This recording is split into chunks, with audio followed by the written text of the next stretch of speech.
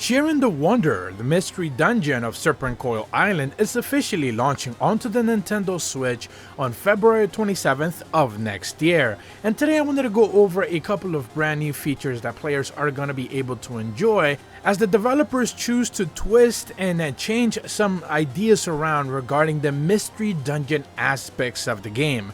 Remember that if you've played any of the Pokemon mystery dungeon games, you would see a lot of similarities in what Shiren the Wanderer has to offer. And with the mystery dungeon of Serpentcoil Island, the developers are choosing to do a couple of different things, adding sumo statuses, behemoths, sacred items, and even a monster dojo. So today I wanted to delve a little bit deeper on some of these new game mechanics and new features that are gonna make the game a little bit different than something you've seen in the Shiren the Wanderer franchise. But if you've seen one of my previous videos, you know that I already covered about 10 brand new features for the game already, so I'm going to be leaving a link in the description below for that for you guys to go ahead and check it out.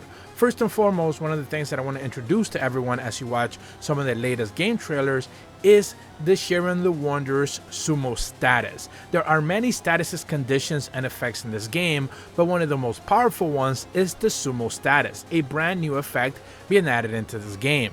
This is essentially when Shiren gains a sumo power when his fullness exceeds 150 and loses it and his fullness goes below 120. So essentially, as you keep your fullness topped off, remember your stamina will carry over pretty much onto floor by floor. As long as you maintain it above 120 to 150, you should be able to have this effect. And essentially what you gain is increased charge for eating onigiri and certain items, where you can basically control this mighty form. In this state, Shiren gains many more advantages like attack power, boosted max AP, and the ability to notify traps and crushing them underfoot, which is highly powerful. Remember that there's going to be many traps that appear kind of like out of nowhere, sprung around, whether they give you statuses or paralysis or poison, or maybe even trigger monsters to kind of come and attack you.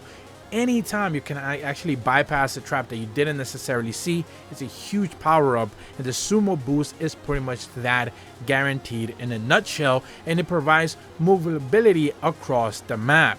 They also mentioned that alongside that, walking over traps will simply destroy them. Shiren can dig through the walls with normal attacks, regardless of the weapon being equipped, and Shiren is immune to effects of different items that would normally force him to move whenever he has the sumo status. So ultimately, if you keep your fullness topped off over 120 to 150, which again, almost in 30 paces, you're going to end up losing it, is one of those benefits that you certainly want to keep active at all times. And that is because this time around, they are adding roaming behemoths.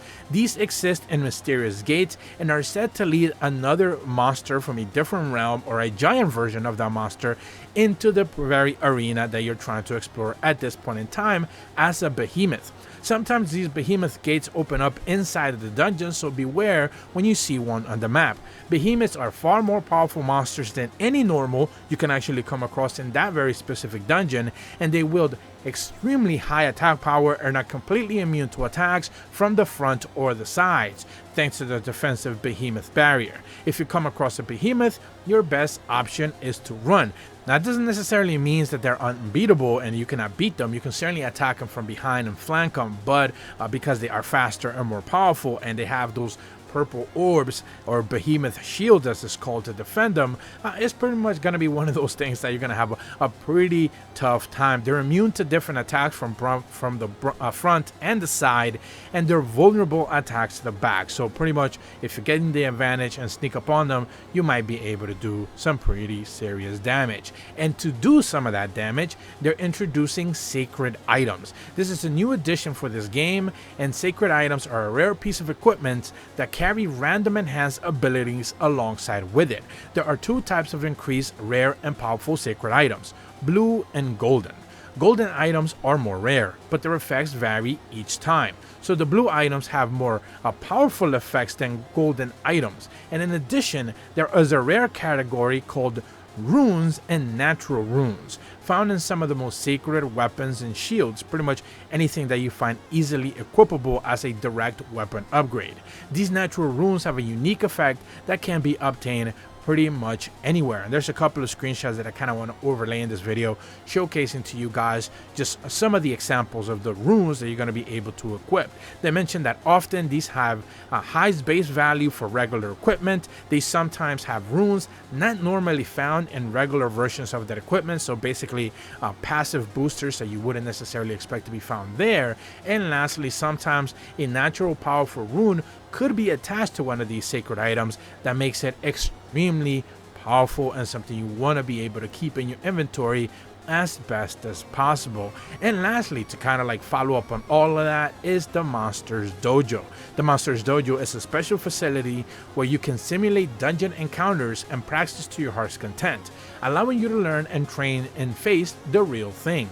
Inside of a Monsters Dojo, you can freely place monsters, items, and traps that you've previously encountered in dungeons. Learn all of their tricks to the monsters and they have at their disposal an experience and experiment to develop a winning strategy that will carry you to victory. So this is not only a pretty much something of a pseudo map editor that you can be able to do, where you can basically place enemies you've come across into the game pretty much randomly on a simple location in one of the maps that you choose, but you can also do traps or anything along those lines. So those scenarios that you might have come across, you might be able to kind of encounter enemies and have a little bit of a better idea how it is that you want to engage with them. Remember, every single time you attack, every single time that you move, enemies will attack and or move at the same time as well. They pretty much follow up all of your moves instantly, so being prepared on how it is that you want to be able to tackle some of these enemies is extremely important.